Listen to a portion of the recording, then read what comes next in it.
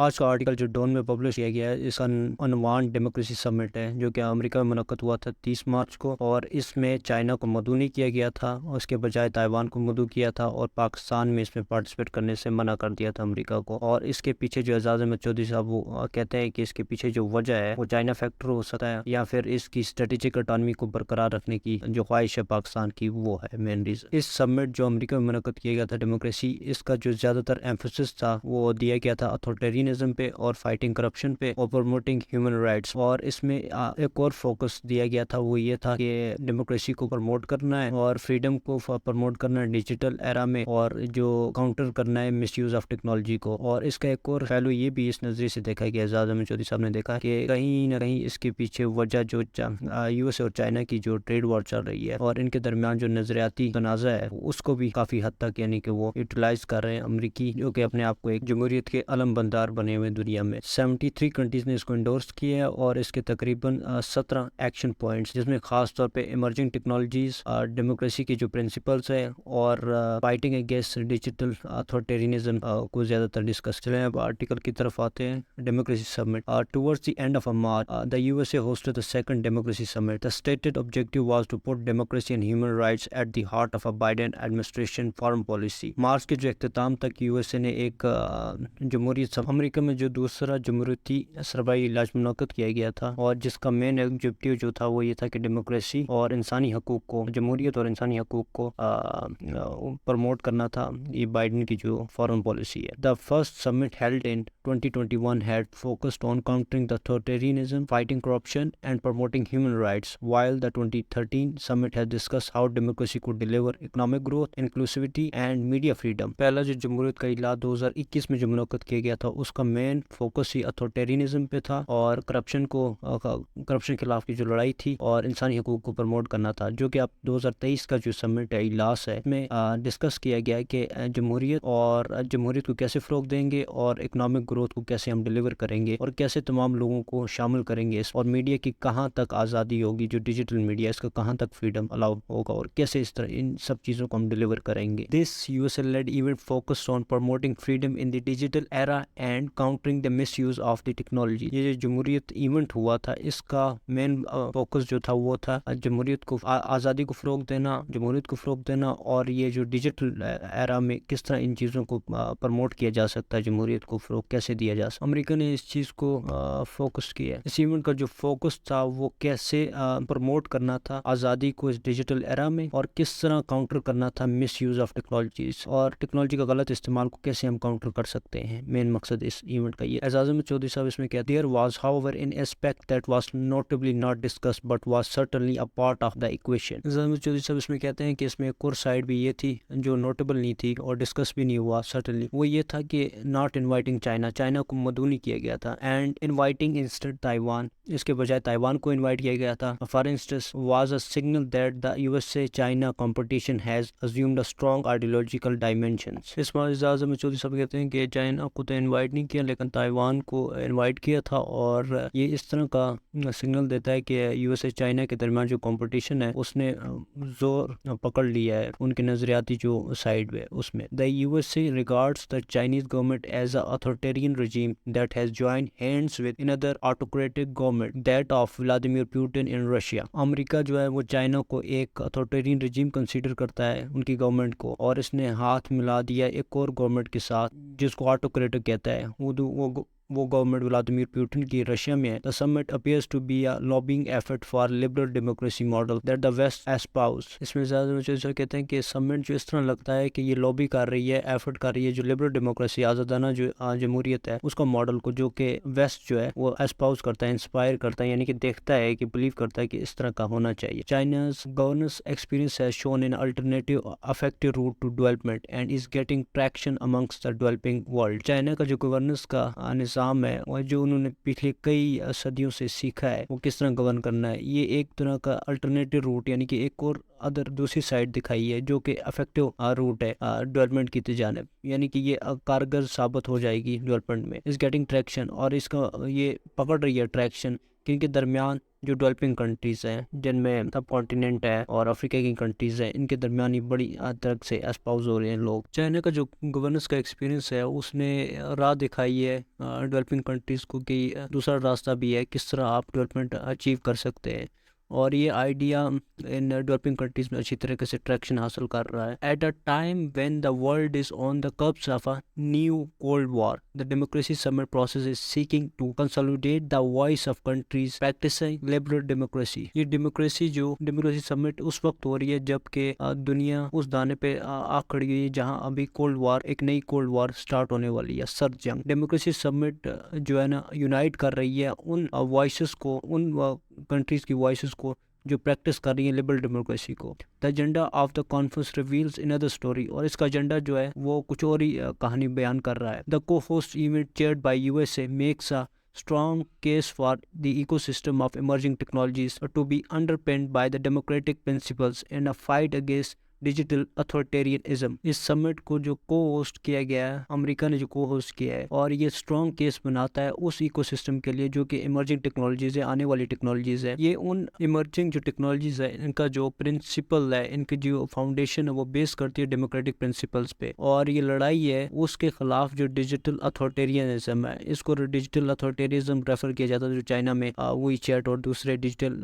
ذرائع ہیں جن کے تھرو ان کے سٹیزن کو کنٹرول کیا جاتا ہے، ہر چیز مانیٹر کی جاتی ہے اور سب کچھ ان کے ریکارڈ میں ہوتا ہے۔ اتھارٹیرینزم کا مطلب ہی یہ ہوتا ہے کہ is a form of government اور social organization characterize by strong central power, یعنی کہ اسٹرانگ سینٹرل پاور ہوگی اور انڈیویجول جو لبرٹی ہے اس کو کافی حد تک لمٹ کیا جاتا ہے، تو اس کو اتھارٹیرین سسٹم کہتے ہیں یا اتھارٹیرین رجیم کہتے ہیں۔ جو بھی گورنمنٹ کسی بھی کنٹری موجود ہو، اس طرح وہ انڈیویجول جو لبرٹی ہے اس کو ہارٹ کرے، پریونٹ کرے یا لمٹ کرے، تو اس رجیم کو اتھارٹیرین رجیم کہا جاتا ہے۔ The USA which has been a leader in high-tech innovations appears to be feeling threatened by the pace of China's technological advancement۔ اعزاز احمد چودھری صاحب اس میں کہتے ہیں کہ USA کی جو کہ پائنیئر ہے، لیڈر ہے بلکہ ہائی ٹیک انوینشنز میں، امریکہ جو کہ وہ اس ٹائم بظاہر تو یہ لا کر ہے، وہ خوفزدہ ہے چائنا کی ترقی سے، ٹیکنالوجی میں جو ترقی حاصل کر رہا ہے۔ Huawei faced export controls by the USA Commerce Department over concern that sensitive data could potentially reach China. In January 2021, American firms were barred from transacting with the select Chinese app. More recently, we saw the CEO of China-based social media platform TikTok being questioned by a USA Congress committee over concerns that the app could potentially share data with the Communist Party of China. اعزاز احمد چودھری صاحب کہتے ہیں کہ Huawei کو جو face کرنا پڑتا ہے ایکسپورٹ کنٹرول کس کے تھرو، USA کامرس ڈپارٹمنٹ کے تھرو، اور ان کے کنسرنس یہی ہے کہ سینسیٹیو ڈیٹا جو پوٹینشلی ریچ کرتا ہے چائنا کو، ہمارا جو ڈیٹا ہے امریکہ کا سٹیزنز کا وہ چائنا کو پہنچ رہا ہے۔ جنوری 2021 میں امریکہ کی جو فارمز تھی ان کو بین کر دیا گیا تھا، ان کو روکا گیا تھا بزنس کرنے سے چائنیز کی کچھ کمپنیز کے ساتھ جو ایپ بناتی تھی ڈیولپمنٹ۔ اور ابھی حال ہی میں دیکھا گیا ہے کہ جو CEO ہیں ٹک ٹاک کے پلیٹ فارم کے، ان کو کوسچن کیا گیا تھے کانگریس کی کمیٹی نے، ان کا کنسرن یہی تھا کہ ایپ جو ہے نا وہ ڈیٹا شیئر کر رہی ہے کمیونسٹ پارٹی آف چائنا، وہ اپنی حکمران کے ساتھ جو رجیم ہے چائنا کی اتھارٹیرین ہے ان کے ساتھ ڈیٹا شیئر کر رہی ہے، تو اس کے اوپر کانگریس کی کمیٹی نے کوسچنز کیے ان کے CEO سے۔ This summit declaration which has 17 action points have been endorsed by 73 countries. Among the prominent names absent from the list are Turkey, Brazil, Malaysia, Indonesia and Egypt. سمٹ کی جو ڈکلیریشن ہے جس کے تقریباً 17 ایکشن پوائنٹس تھے، اس کو indoors کیا 73 countries نے، اور ان میں جو مشہور ممالک ہے جو اس لسٹ میں موجود نہیں ہے اس میں ترکی ہے، برازیل ہے، ملیشیا اور انڈونیشیا اور Egypt. Pakistan was invited to the summit but it politely decline. Pakistan کو مدعو کیا گیا تھا اس سمٹ میں لیکن پاکستان نے پولائٹلی اس کو ڈکلائن کر دیا، منع کر دیا۔ The government clarified that our non participation did not mean that we were against the concept of democracy nor was it meant to be any signal to the USA۔ حکومت پاکستان نے اس کو clarify کیا کہ ہماری جو اس میں شرکت ہے وہ اس کا یہ مقصد نہیں ہے کہ ہم کسی جمہوریت کے خلاف ہے یا اس کا کوئی اور مقصد ہے امریکہ کو کوئی ایسا سگنل دینا۔ The main rationale for Pakistan decision appears to be the China factor. Aizaz Ahmad Chaudhry صاحب کہتے ہیں اس کے پیچھے جو اصل مقصد ہے، جو مین راشنل ہے اس کے پیچھے جو نظر آ رہا ہے وہ یہ ہے کہ چائنا کا جو فیکٹر ہے، Taiwan which is an active participant of summit process is regarded by us as a part of a China in line with the one China policy that we follow. مجھے سب اس میں کہتے ہیں کہ جو تائیوان ہے وہ تو چائنا کا حصہ ہے، اور اس کی جو چائنا کی جو ون چائنا پالیسی ہے اس کے ساتھ ہم الائن کر رہے ہیں، اور لیکن تائیوان اس میں پارٹیسپیٹ کر رہا ہے، اس کا پارٹیسپینٹ ہے سمٹ کا ریگولرلی طور پہ ایکٹیویبل کے۔ There is a view that Pakistan should have participated in the summit particularly at a time when we need the support of US and its influence in the IMF to resolve our economic woes۔ عزت احمد چودھری صاحب اس میں کہتے ہیں کہ ہمارے خیال میں پاکستان کو اس میں شرکت کرنا چاہیے تھا، کیونکہ یہ اس وقت ہے کہ جب ہمیں بہت اشد ضرورت ہے امریکہ کی، تاکہ IMF کو انفلوئنس کرے اور ہمارے جو معاشرتی خراب صورتحال ہے اس میں مدد دے سکے۔ The counter argument however is that if Pakistan had participated it would have been seen as a distancing itself from China and joining a forum which is clearly espousing an anti-China pitch۔ اس argument میں وہ کہتے ہیں کہ اس کا دوسرا جو argument ہے، اعزاز مجید صاحب کہتے ہیں کہ اگر پاکستان اس میں شرکت کرتا ہے تو اس کا مطلب ہے کہ ہم چائنا سے دور جا رہے ہیں اور ایک ایسے فورم کو جوائن کر رہے ہیں جو کہ ظاہری طور پہ نظر آ رہا ہے کہ وہ چائنا کے خلاف۔ Pakistan cannot afford to disrupt its relation with China which has stood by Pakistan all these years۔ Pakistan نہیں افورڈ کر سکتا خراب تعلقات چائنا کے ساتھ، چائنا ہمیشہ کئی دہائیوں سے ہمارے ساتھ رہا ہے۔ In the evolving global politics Pakistan has opted to follow a policy of not taking sides in the USA competition with China and Russia۔ موجودہ جو بین الاقوامی سیاست ہے اس میں پاکستان نے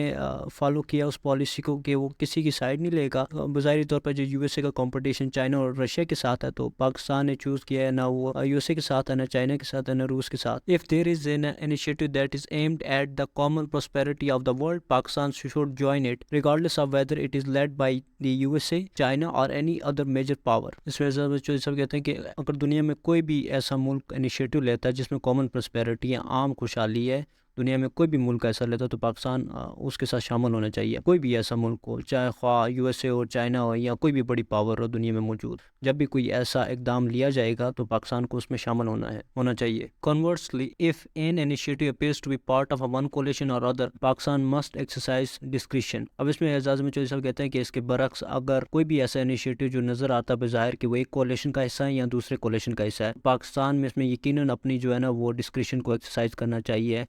ڈسکریشن سے مراد ہے کہ اس کی ایبلٹی ڈیسیجن میکنگ میں، تو پاکستان کو آزادی سے اپنی ڈیسیجن لینا چاہیے۔ آن 3 occasions in the past Pakistan had fully sided with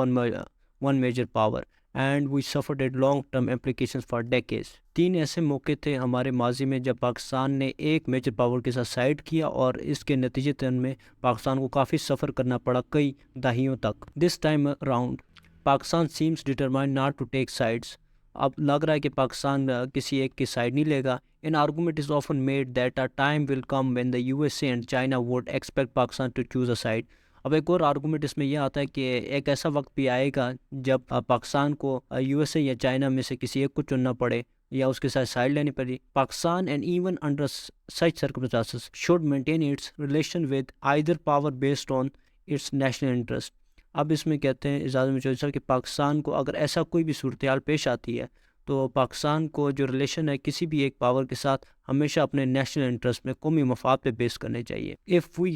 remain steadfast in this approach، اگر ہم نے یہ اپروچ قائم رکھی اور no nation can force us to choose sides، کوئی بھی دنیا کی قوم ہمیں فورس نہیں کر سکتی کسی ایک کا حصہ لے، دنیا کا کوئی بھی ملک ہمیں یہ نہیں فورس کر سکتا کہ ہم کسی ایک کی سائڈ لے لیں ان میں سے۔ Robert Hathaway's study The Leverage Paradox concluded that the ability of the USA to exert its influence over a target country which receives American assistance is directly proportional to the willingness of the country